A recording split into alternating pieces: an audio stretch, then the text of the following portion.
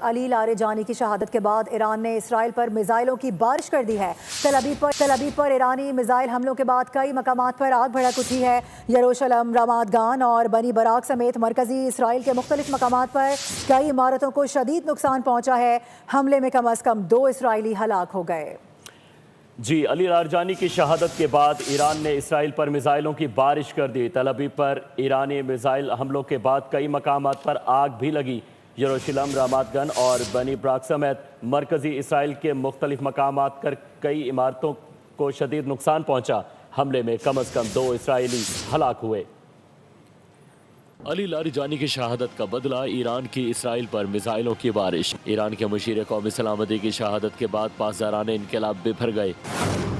ایران نے آپریشن وعدہ صادق 4 کے تحت اسرائیل کے خلاف حملوں کی 61ویں لہر کا آغاز کر دیا، جس کے نتیجے میں تل ابیب میں متعدد گاڑیاں تباہ جبکہ متعدد افراد ہلاک ہوئے۔ ٹرین سروس بھی معطل کر دی گئی۔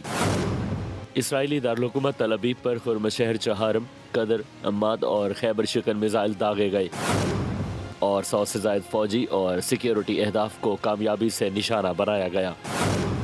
ایرانی سرکاری ٹی وی کے مطابق ان حملوں میں کلسٹر وار ہیڈ والے میزائل استعمال کیے گئے تاکہ زیادہ سے زیادہ اہداف کو نشانہ بنایا جا سکے۔ بین الاقوامی میڈیا کے مطابق وسطی اسرائیل میں ایرانی میزائل حملوں سے بڑے پیمانے پر املاک کو نقصان پہنچا۔